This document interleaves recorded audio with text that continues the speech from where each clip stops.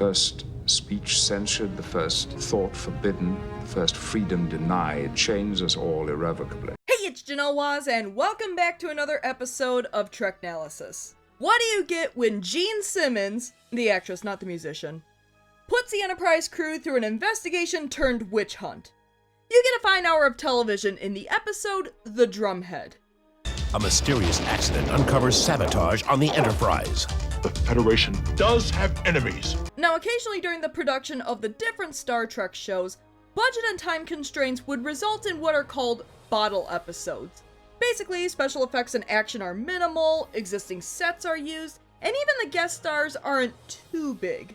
And some of Trek's best episodes are bottle episodes, including The Drumhead on Star Trek The Next Generation. It's probably one of the least sci-fi episodes in Trek, and it relies on a good script to drive the episode forward.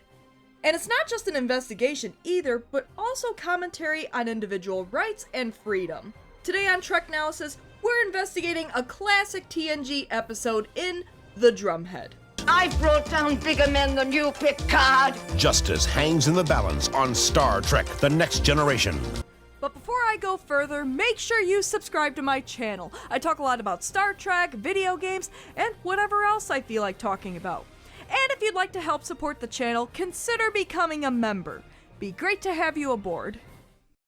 It's a security breach and possible sabotage on the Enterprise. I see Enterprise security's up to snuff again. They did not happen on the Enterprise. Really? The Enterprise was hosting Jean, a Klingon exobiologist, for a scientific exchange program, which should have been a tip-off.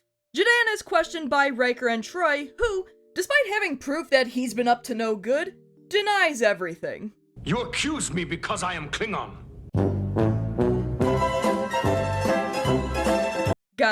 My guy! While Worf is in the room? Worf just looks like he's already done with this shit, and it's not even a minute into the episode.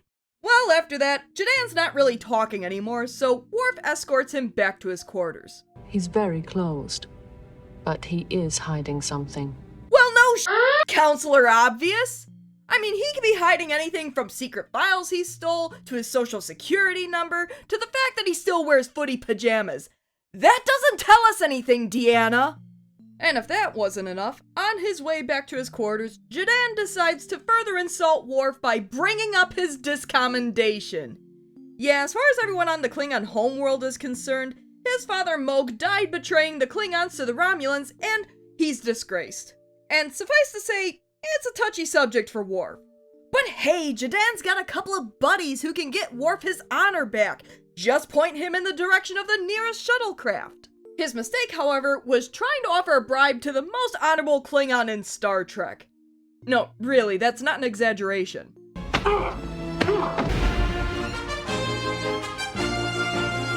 So this whole thing is pretty serious, so Starfleet sends one of its most renowned admirals to assist Picard in the investigation. Admiral Satie. Retired. She comes with her own Betazoid investigator, Sabin, and her assistant, Nellen. Wanting to get to work right away, Admiral Satie views the site of possible sabotage in engineering. Basically, the warp core exploded. This is gonna kill you. Everything was working fine until the explosion, and Picard's already seen some evidence of a potential Klingon-Romulan alliance, so something fishy's going on. And in the meantime, Worf's been hard at work investigating Jean. I believe I know how he transferred information off the Enterprise. Well done, Lieutenant. Lady? It's a little premature for congratulations, isn't it? You don't know what he was about to say. He could have said Jean is sending out information via carrier pigeon. She just seems a little too excited, considering she just met Worf and doesn't know how good of an investigator he is. Maybe I'm reading too much into it. It turns out that Jean was using a hypospray to inject himself with information via amino acids, and anyone who can read blood work can decipher what it means. Actually, the carrier pigeon explanation sounds far more believable. Admiral Satie receives the explanation well. So well, in fact, that she wants Worf to conduct the interrogation when they confront Jean. I predict that officer will be extremely valuable in this investigation. And that interrogation turns up that Jadan is sympathetic to the Romulans. Since the Federation alliance, we have turned into a nation of mewling babies. Romulans are strong. Though Jadan admits to being a spy, he denies any involvement with what happened in engineering. In fact, he insists he had nothing to do with it. You've admitted your crime. Why lie now? I am not lying. Buddy, considering you lied when Riker and Troy questioned you, your word doesn't exactly mean much. Sabin, being a full Betazoid, says that he thinks Jadan is telling the truth. He stole the files, but didn't sabotage the warp core. Wow, already more useful than Troy? He is hiding something. However, it's possible that Jadan had help from another saboteur on board. You have a bigger problem on your ship than just one Klingon exchange officer. Over some tea, now it's a party! Picard and Satie discuss the case, and they're pretty friendly with each other. Picard is familiar with the work of the Admiral's father, Judge Aaron Satie, who he admires and studied his judgments at the Academy. The Admiral was close with her father, and Picard seems legitimately interested in her stories about her father. All that I am, I owe to him. He was a giant. You must miss him very much. For everything that she's about to do in this episode, this is a really nice moment for Admiral Satie that humanizes her, and it's all done through dialogue. Jean Simmons managed to make her likable in this moment. Satie admits that she resented being assigned to work with Picard at first, mainly because she doesn't like partnerships. Most of them are woefully lopsided. As someone who's done her fair share of group work in schools, heck yes. If it's not one kid taking over the entire project and you're left doing nothing, it's everyone else avoiding the work while you put everything together yourself. I know it's supposed to prepare us for the workforce, but teachers, please, stop. Let us work alone. That way, if something went wrong, I didn't have to go far for the cause. Satie admits that she was wrong about Picard. She's happy to be working with him, and they're going to make quite a team. Meanwhile, Worf and Sabin are talking about Jadan's background, and Worf, still reeling from the discommendation and loss of his honor, is especially motivated to do a good job. But it's kind of strange that Sabin knows about the discommendation. In fact, he initially thought Worf was a security risk because of his father's supposed dealings with the Romulans. But I want you to know you have the Admiral's and my complete confidence. You have nothing to prove to us. Whoa, whoa, whoa. So you knew about Worf's discommendation when you came on board to the point you considered him a security risk, but he doesn't have anything to prove? I'm sorry, but both those statements can't be true. In fact, remember when Satie was a little too excited about Worf figuring out how Jadan leaked info off the Enterprise? Well done, Lieutenant. She said that while thinking Worf was a potential security risk. Heck, look at the previous scene with Picard and Satie. She initially resented working with Picard, but suddenly had a turnaround and is happy to work with him now. Why even bring this up? There's a pattern going on here that I hadn't noticed before until this rewatch, but almost right away, both Satie and Sabin are manipulating Picard and Worf. Maybe so they're easier to work with, maybe so they're compliant with their methods. Either way, they're trying to get both Picard and Worf to let their guard down. Keep all this in mind while the episode continues. I resented you being assigned to me, but I was wrong. We're going to be quite a team. Next, Picard and Satie interview the medical staff that administered Jadan's treatment. He does have a condition that requires injections, which made for a good cover to use his super secret spy hypospray. Pay attention, 007. Beverly's testimony turns up nothing spicy, so medical technician crewman Simon Tarsus is brought in. If you would like counsel, it can be provided. No, sir. I have nothing to hide. Holy crap, kid, take the counsel. I don't care if you have nothing to hide, take it. Simon Tarsus, who testifies that he's mostly human with a Vulcan grandfather, was one of a couple of technicians who gave Jadan his medical treatments. There's no relationship. He just came in for his injections. I could give him crap for this, but it's understandable why he's so nervous.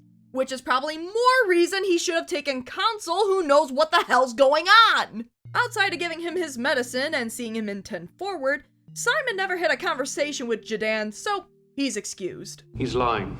He's desperately frightened he's covering something. And? That's it? Dude, aren't you a full betazoid and therefore a full telepath?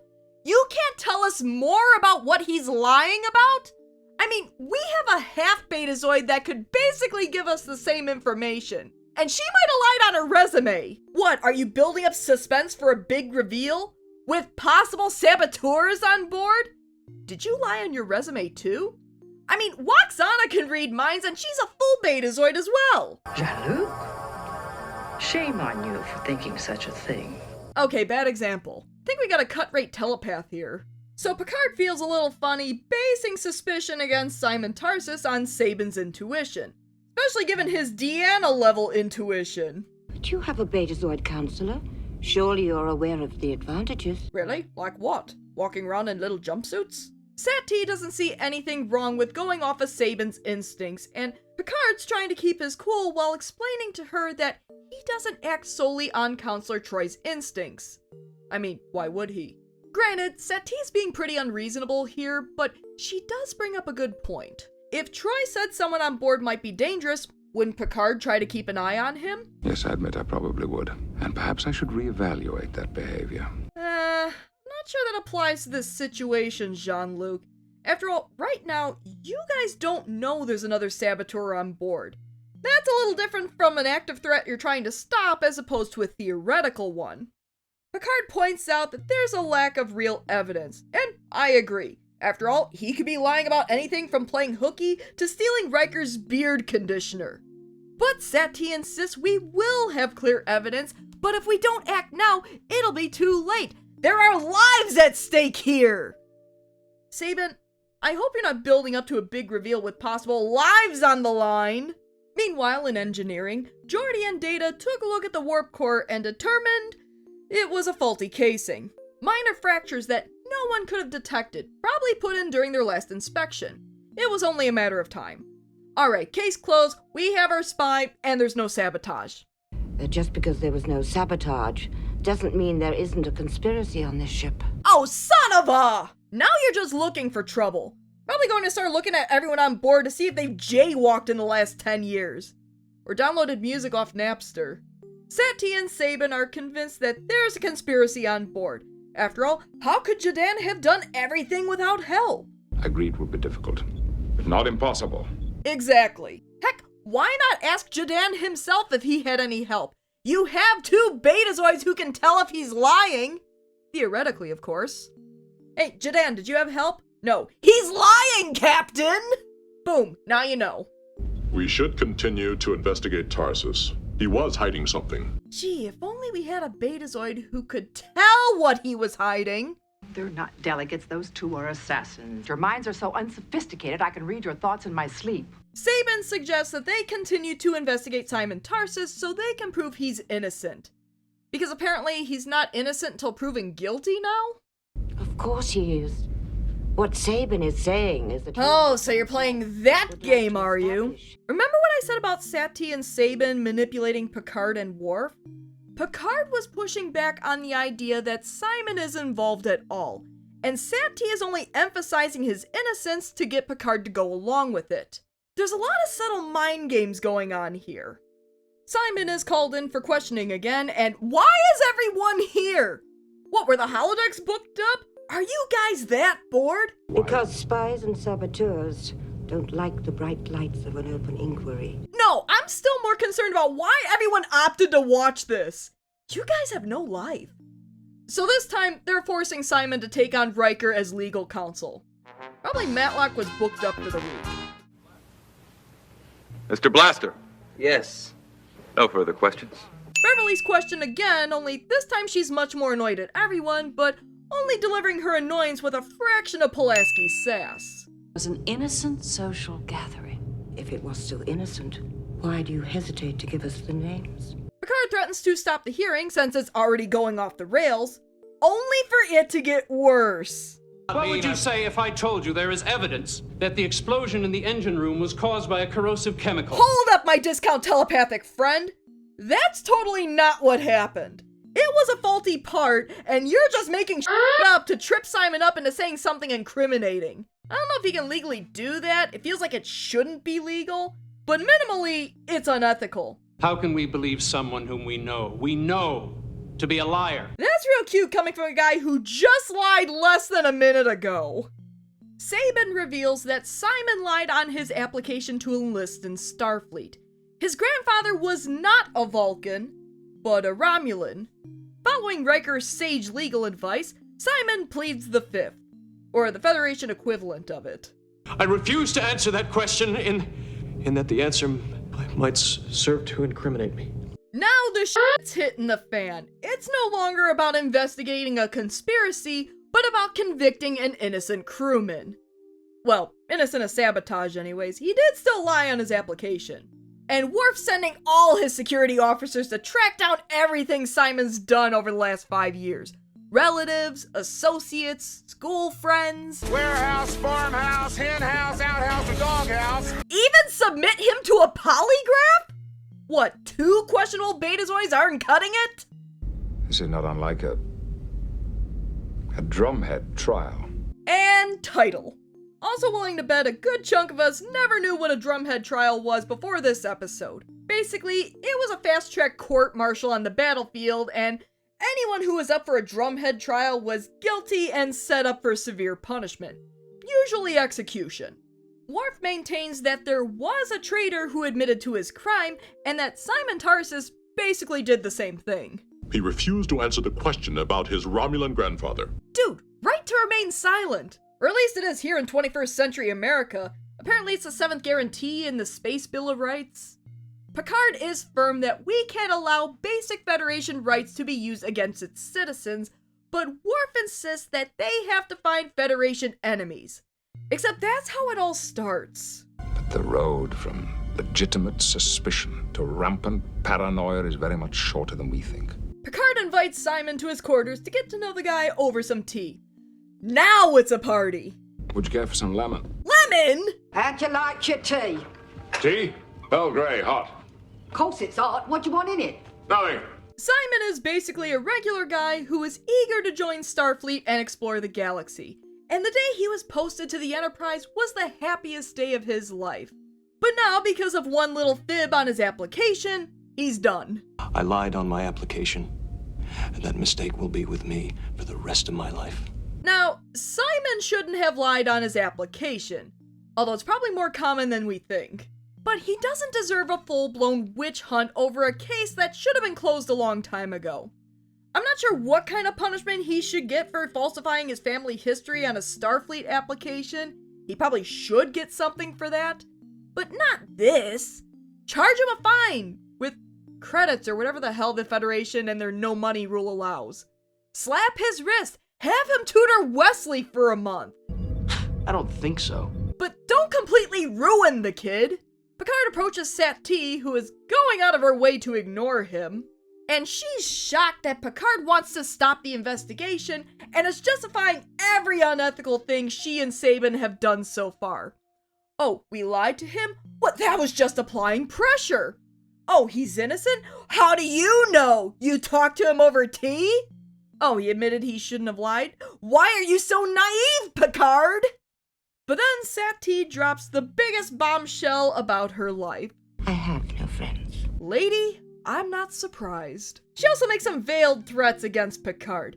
Those who doubted me came to regret it, and I'm willing to investigate every person on board. Picard isn't fazed, though. These hearings are stopping, and he'll go to Starfleet if he has to. But oh ho ho, she's already been in contact with Starfleet, and they're expanding the investigation.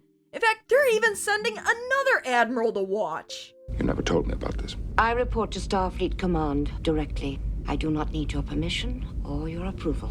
Oh, okay. So you were happy you were working with Picard before. You called him your partner in all of this, but now you don't report to him. Let's face it, she never saw him as a partner. She was just buttering him up so she could get away with shit like this, only now it's not working and she's pulling rank and getting nasty. What you're doing here is unethical. It's immoral. I'll fight it.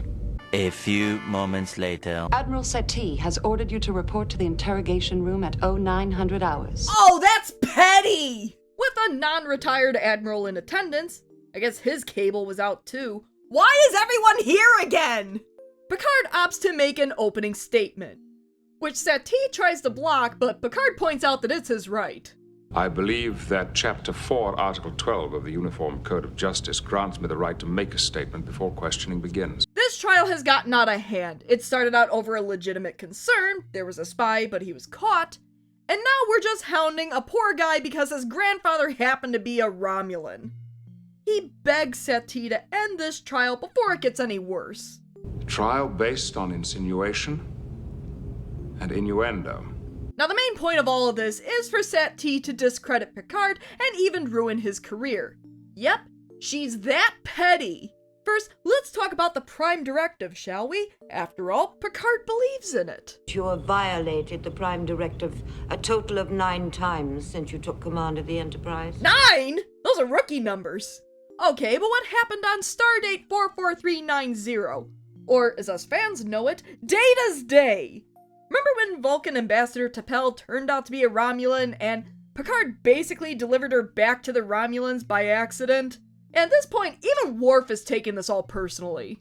And where were you when this traitor was on board the Enterprise? Where was ship security? We were picking out gifts for Chief O'Brien's wedding. So I guess all this is Data's fault too. For real though, why is she even bringing this up?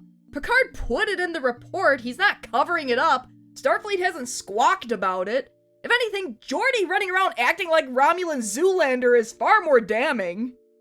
Don't you think it's questionable judgment, Captain, to have a security officer whose father was a Romulan collaborator? Oh, hell no! You were waiting to use that against Worf! What was that about not needing to prove anything, Mr. the sexy but next to useless counselor's a better telepath than me? Again, notice the pattern. Saban buttered up Worf to get him on his side, but as soon as he steps out of line, he drags up anything that can be used against him. Heck, Worf's about to start some shit up right now. What'd you say about my dad?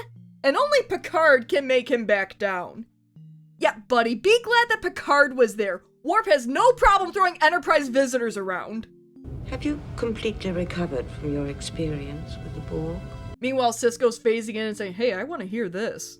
It's clear Satie is very vindictive, questioning Picard's loyalty, decisions, and even his actions, all because he wouldn't let her do whatever the hell she wanted. But then, Picard has one of his best moments in the entire show, directly quoting Satie's own father. First speech censured, the first thought forbidden, the first freedom denied, chains us all irrevocably. It's a great speech, and I can only play a small segment of it, but in short, every time one person's freedom is taken away, it affects everyone's freedom. There's nothing that stops Admiral Satie from going after anyone like she went after Simon Tarsus. And then, Admiral Satie completely loses her shit. How dare you! I've brought down bigger men than you, Picard! Ma'am, this is a Wendy's. It is over. It's done. The hearings have ended, and Admiral Satie has left the Enterprise. Worf is ashamed that he believed her and even helped her, but Picard reassures him that people like her are hard to spot because they hide behind their good previous deeds. People like her will always be with us, waiting for the right moment to spread fear in the name of righteousness. And we end on a pretty good line from Picard. Vigilance, Mr. Worf. That is the price we have to continually pay. And that was the Drumhead, arguably one of TNG's best episodes. And it's impressive that this was a budgeted episode because you'd never know it. There aren't any action sequences, special effects, or even strange new worlds. Just a damn good story about how easily it is for a legitimate investigation to devolve into a witch hunt that threatens to take away an innocent person's freedoms, and how it threatens everyone else's rights in the name of safety and security. It can happen with the best of intentions, but worse is that there are people who are willing to exploit that for their own purposes. Jean Simmons and Patrick Stewart's performance is what sells the episode, and their chemistry plays off well with each other, whether they're being friendly or adversarial. And I've seen this episode multiple times, but this viewing was when I picked up on how much Satie and Sabin were manipulating Picard and Worf in the investigation. Like with any good Trek, you can discover nuances you didn't pick up previously. The Drumhead is a must-watch episode, and like Picard quoting Judge Satie during his trial, it serves as both wisdom and warning. The first time any man's freedom is trodden on, we're all damaged. So what do you think of the Drumhead? Did you love it? Did you hate it? What did you make of Admiral Satie's actions? Was she justified with the information she had, or was she rightfully contemptible? And what are some of your favorite Star Trek courtroom dramas? Please, leave comments below and discuss. As always, thanks for tuning in to another episode of Treknalysis. If you like what you see, why not give my video a like and subscribe to my channel? Tell your friends. Until next time... You accuse me because I am Klingon.